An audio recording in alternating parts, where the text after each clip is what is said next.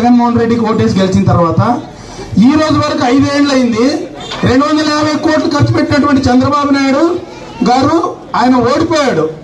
కానీ ఒక 50 కోట్లు ఖర్చు పెట్టి మిమ్మల్ని ఆ ఇంట్లో పంపించలేకపోతున్నారు సాయిప్రసాద్ రెడ్డి గారు. అవునా కాదా? టిడ్కో ఇంట్లోనే మీకు తాళాలు ఇచ్చినామన్నారు, పబ్లిసిటీ చేసుకున్నారు వాళ్ళ కౌన్సిలర్లతో. ఇప్పుడు ఒకటే అంటానమ్మా, ఏదైనా ఇల్లు కట్టుకుంటే మీరు ఇంట్లోకి పోయి నివాసం ఉంటే మీకు సంతోషం ఉంటుందా? ఇల్లు కట్టుకొని ఇంటికి తాళాలేదు బయట ఉంటుందా? ఇంట్లోకి పోవాలనుకుంటారు కదా, కానీ ఇంట్లోకి పంపించారు వాళ్ళు వైఎస్ఆర్ వాళ్ళు లేదు. దానికే ఒక్కసారి పార్థసారథి గారిని గెలిపించిన వెంటనే మీకు ఆ టిడ్కో ఇండ్లు తాళాలు ఇచ్చి మిమ్మల్ని అక్కడ సుఖ సంతోషాలతో ఉండేటట్లు చేసేటువంటి బాధ్యత తెలుగుదేశం పార్టీ, జనసేన పార్టీ కూడా తీసుకుంటుందని మీకు అందరికీ తెలియజేస్తున్నా. అలాగే మీ ఇండ్లకి మంచినీళ్ళు కావచ్చు. అలాగే ఈ మధ్య మీరు చూసింటారు, చెత్త పన్ను వేస్తున్నాడా లేదా? చెత్త పన్ను ప్రతి ఒక్కరిని పీకొని తింటున్నాడా లేదా? అసలు ఎప్పుడైనా చూసినారు ఇట్లా చెత్త పన్నులు? ఆ చెత్త పన్నును కూడా ఖచ్చితంగా తొలగిస్తాం మా ప్రభుత్వం వస్తే.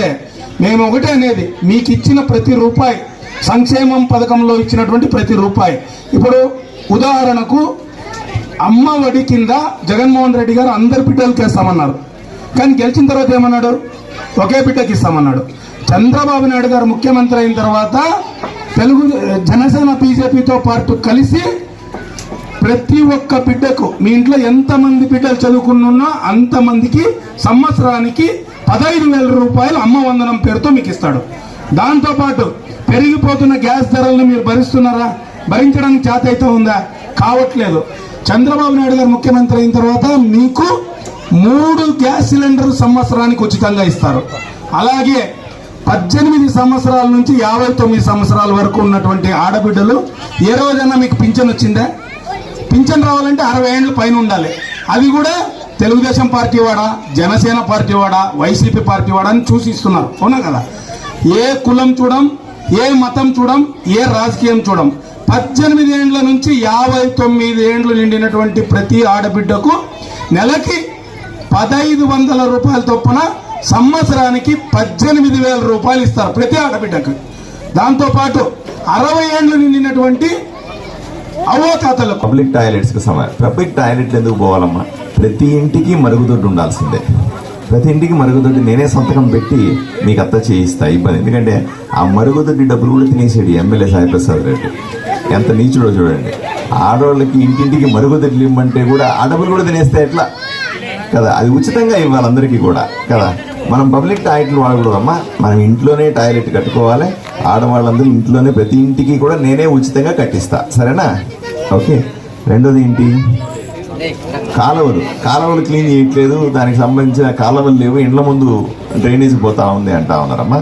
కాలువలు బాగా చేసుకోవాలి. ఎందుకంటే ఇంకా అది కూడా ఓపెన్ ఉండకూడదు. కాలువలన్నీ కూడా పైప్లో ఉండాలి. పైప్లో ఉంటే బయట దాని మీద ఈగలు వాడకుండా నీట్గా ఉంటే దాని ప్లాస్టిక్ డబ్బాలు అవన్నీ పడిపోకుండా ఉంటాయి. లేదంటే వీళ్ళు ఊడ్చే వాళ్ళు ఏం చేస్తారు, ఆ మట్టి అంతా తీసి ఈ పేపర్లను తీసి కాలువ వేస్తారు. అవట్లా మురిగిపోతూ ఉంటే అవి నిండిపోతుంది. దాన్ని క్లీన్ చేయకపోతే ఇంకా అదే స్మెల్ కంపు కొడుతుంది ఇంటి ముందు. లేదా దాంట్లో ఈగలు దోమలన్నీ వచ్చి మన ఇంట్లో వాళ్ళందరినీ కొడతాయి, మనకు రోగాలు వస్తాయి, ఇవన్నీ ఉంటాయి.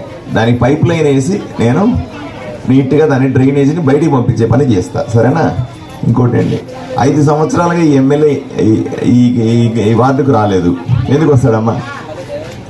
మీరు ఒక్కసారి ఓటేశారు, 2 సార్లు ఓటేశారు, 3 సార్లు ఓటేశారు.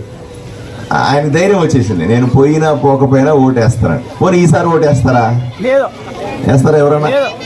నేను అందరూ అమ్మలక్కలను అడుగుతా ఉన్నా, ఇంత మోసం చేసిన వాడిని, మీకు టాయిలెట్లు ఇవ్వండి డబ్బులు కొట్టేసినాడు, డ్రైనేజ్ ఇవ్వండి డబ్బులు కొట్టేసినాడు, అన్నింటిలో డబ్బులు కొట్టేసిన మనిషి కనీసం మంచినీళ్ళు కూడా ఇవ్వట్లేదు, మీకు ఆడికి ఓటేస్తారా అని మిమ్మల్ని అడుగుతా ఉన్నా.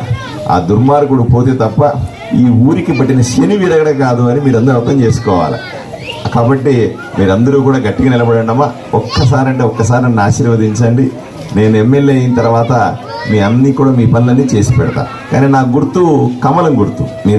మీ సైకిల్ గుర్తు అనుకుంటారు, నాది ఈ గుర్తు మీద ఓటేయాలి. ఏమ్మా? కన్ఫ్యూజ్ కాకూడదు. మీరు సైకిల్ గుర్తారు, సైకిల్ కోసం వెతకూడదు. రెండు మిషన్లు ఉంటాయి, ఒక మిషన్లో కమలం గుర్తుంటుంది, ఒక మిషన్లో साइकिल गुर्तुंटदी काबट्टी नरेंद्र मोदी से जाके बात करता हूँ, अरे यार मेरे मुसलमान की भाई बहनों के लिए अरे ये घर चाहिए, रोड चाहिए, टॉयलेट चाहिए, उनका शुद्ध पानी चाहिए, और नहीं तो आप सीधा बोलिए मैं आपके जो युवा के लिए जो रोजगार देना है, कभी सोचे क्या ये एमएलए? कभी सोच, और बहुत बच्चे हैं हमारा बेटा बहन है और कोई पढ़े लिखे हुए, उनके लिए बैंक लोन दिए तो उन्होंने आगे जा सकते, कुछ बिजनेस कर सकते, छोटे छोटे काम कर ले सकते, एक फैक्ट्री लगा सकते। कभी सोचे क्या एमएलए? अरे आपके लिए खाली धोखा देने के लिए, आपको ये वो बात बोल के आपको खराब करने के लिए बैठे हुए एमएलए साई प्रसाद रेड्डी। एक बार सोचिए आप मुसलमान की समाज, एक बार सोचिए। मैं डॉक्टर पार्थसारथी यहाँ पे आया हूँ आपके लिए लड़ने के लिए, आपके लिए सोचने के लिए, आपको कुछ अच्छे करता हूँ बोल के आने के लिए। एक बार आशीर्वाद करिए। आपको ये मत सोचना कि आप बीजेपी को वोट दे रहे, आप बीजेपी को मानते नहीं है, या बीजेपी अरे क्यों नहीं है, अभी इतने स्कीम्स बनाए, आपको रेशन दे रहे, आपको कई स्कीम्स बनाए, और ट्रिपल तलाक की आपका जो ये हुआ ना, वो नरेंद्र मोदी बनाया ना जी। ये कानून जो भी है, ऐसे बहुत चीज हम तैयार है, वो पूरा छोड़िए। मैं डॉक्टर पार्थसारथी, मैं तैयार हूँ आपके लिए काम करने के लिए, मैं तैयार हूँ आप जो पूछे देने के लिए, मैं तैयार हूँ आपके लिए आपके साथ लड़ने के लिए। अरे यार मैं खुला बोलता हूँ, ये एमएलए आपकी मुसलमान की बच्चों को ये घरों को कोई धमकी नहीं दिए क्या? आपका घरों को ये खाली जगह को कब्जा नहीं करे क्या? वो किसी को छोड़े क्या? जब इलेक्शन होता